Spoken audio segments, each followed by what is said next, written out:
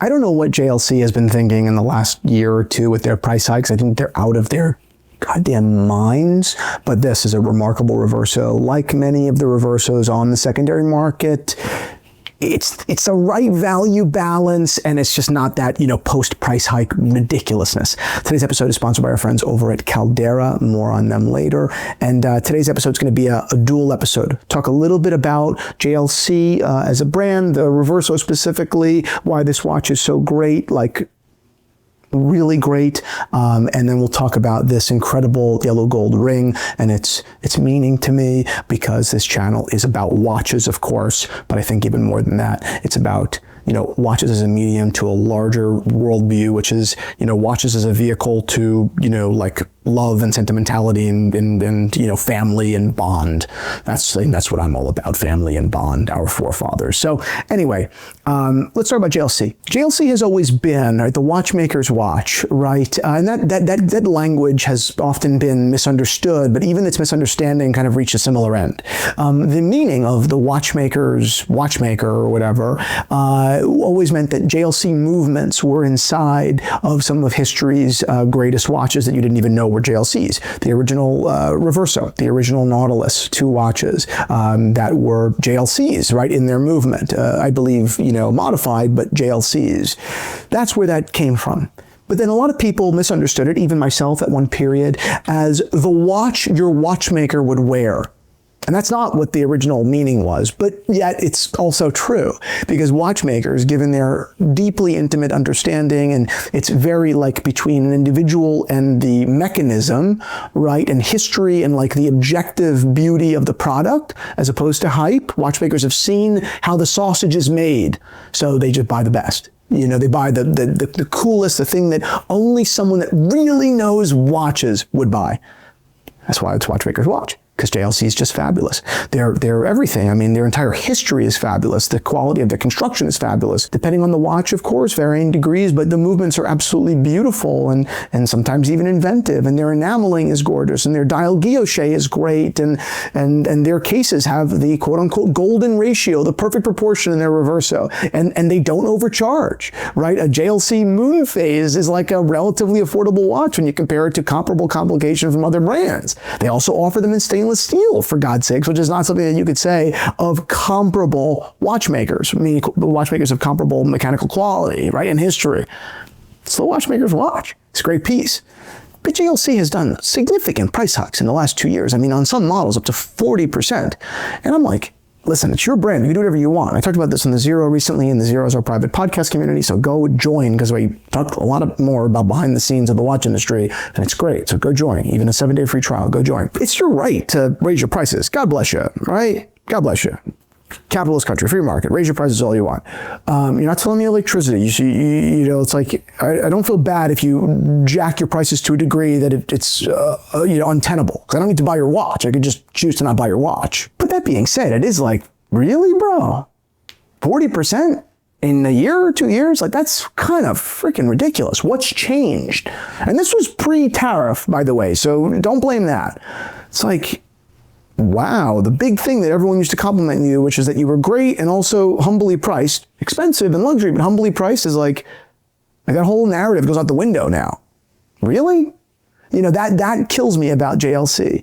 Now, they have really excelled on the higher end lately. Their Reverso Chrono is unbelievable. Their jump hour with the enameling is out of this world. They produce some amazing watches.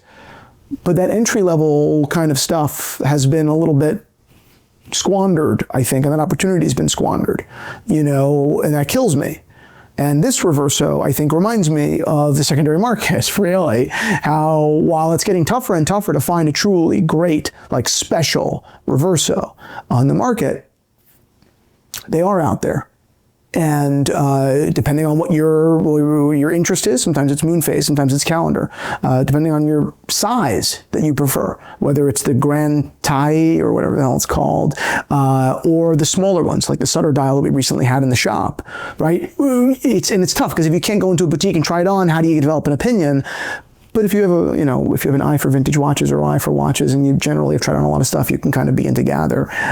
It is harder, though. I get it.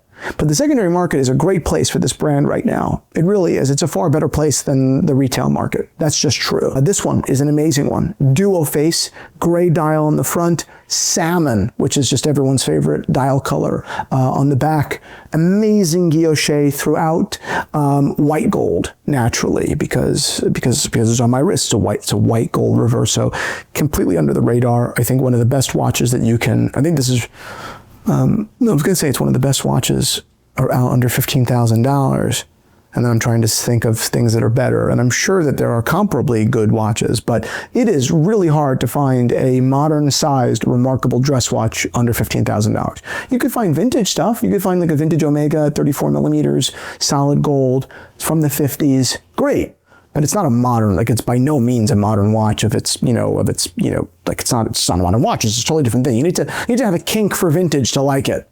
So if you don't have a kink for vintage, it's not even a consideration, but in the modern world in precious metal, under $15,000 is about as good as it gets, legitimately. And I love that sound. I mean, it just does not get better. So this watch is available for sale in the Theo and Harris watch shop. I have actually owned and enjoyed this watch for 2 years now, and it's time to move on from it, but it is absolutely beautiful. So if you have any questions on this watch, go over to the Theo and Harris watch shop. You can even schedule a call with someone from the team, often even myself, to talk about it or any of the other watches in the shop. So head on over. Before we get into the next portion of today's video, which you definitely don't want to miss, it is really good. I hope, quick thank you to our friends over at Caldera Labs. We've been working with Caldera Labs for a little while now because it is clearly apparent to me and frankly our audience by your reception that our skincare, I know it's such a ridiculous word, it sounds so like flimsy, but our skincare, our health, what we look like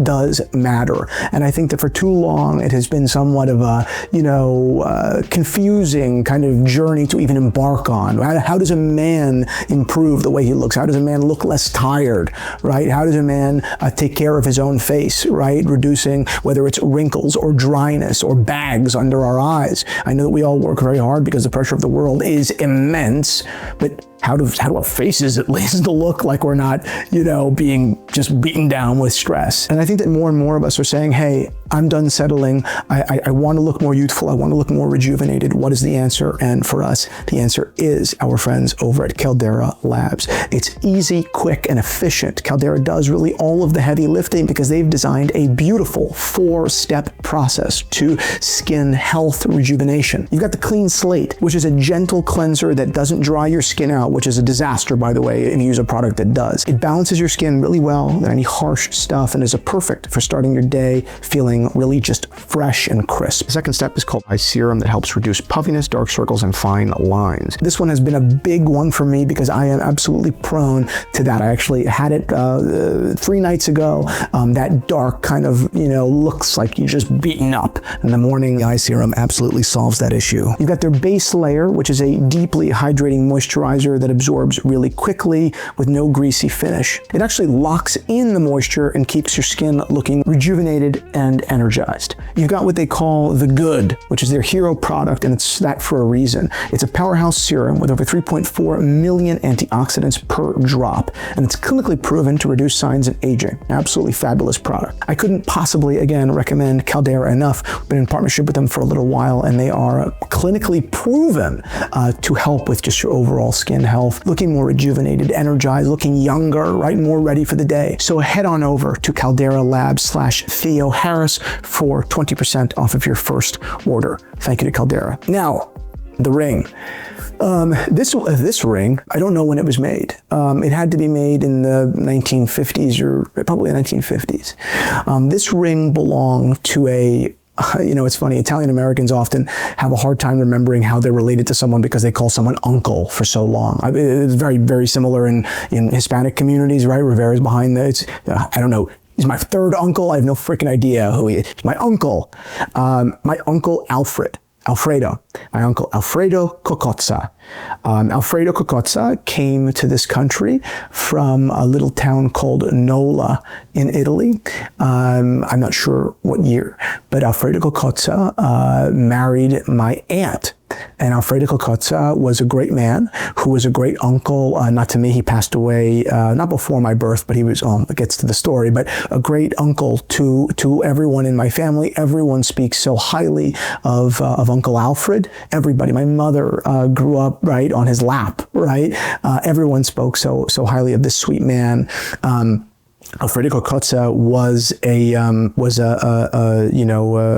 hands-on guy, a guy that would fix things. Unfortunately, he fell off a roof. I don't know how to say that nicely, and became paralyzed.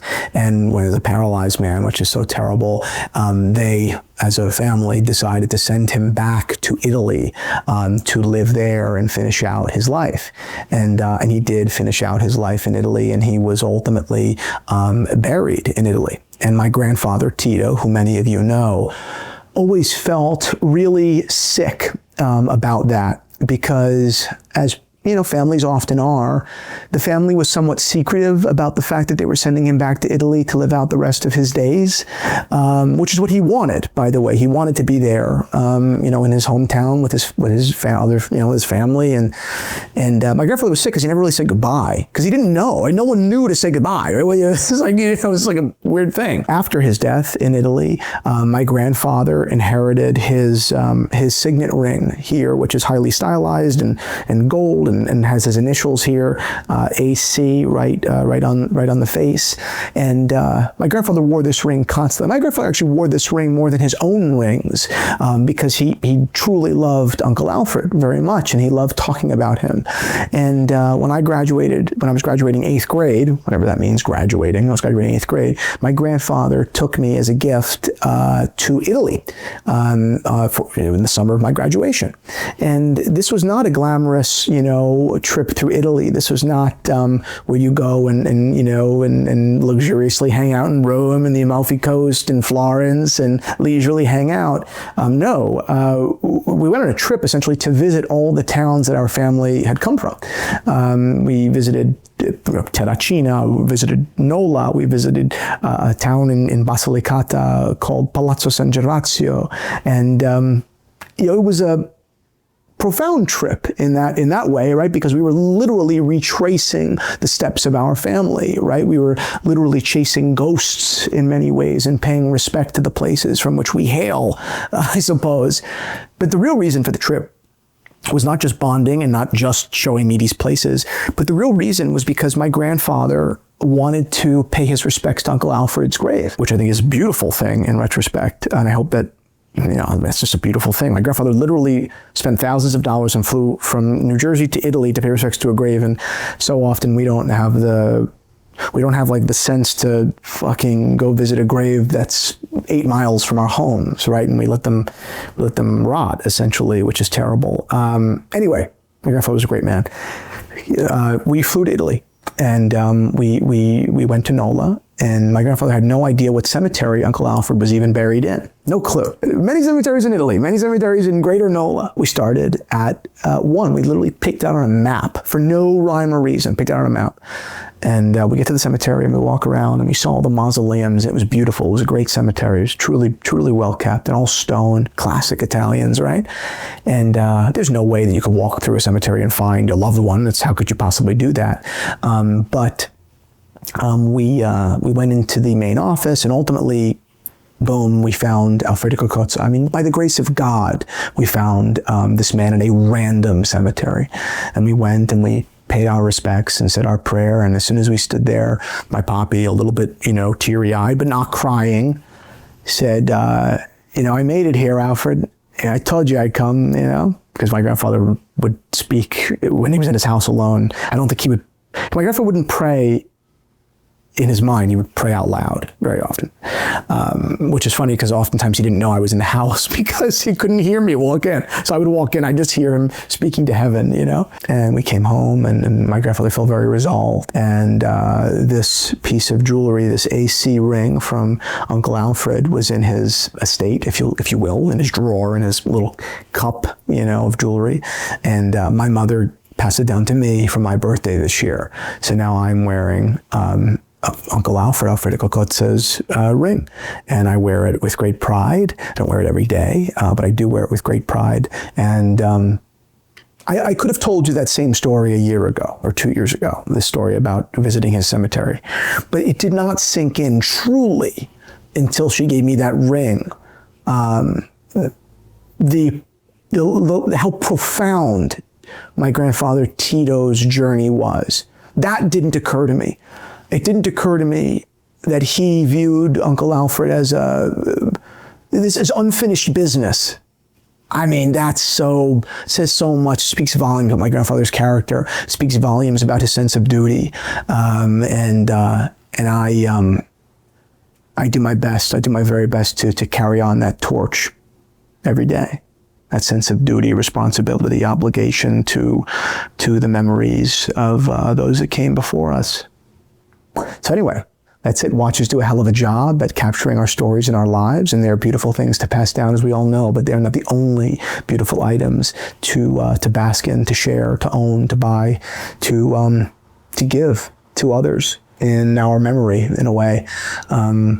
So go out and dig up the heirlooms that you've inherited. Create some new heirlooms of your own, and make sure you tell the stories of the people that came before you to your kids and your grandkids, so that their memories, the children's memories, are enriched, and the memories of those that came before are not forgotten. That's it. Notice how I'm getting like less and less focused on watches as I get older. It's funny. I love you all. God bless you all, and have a beautiful day.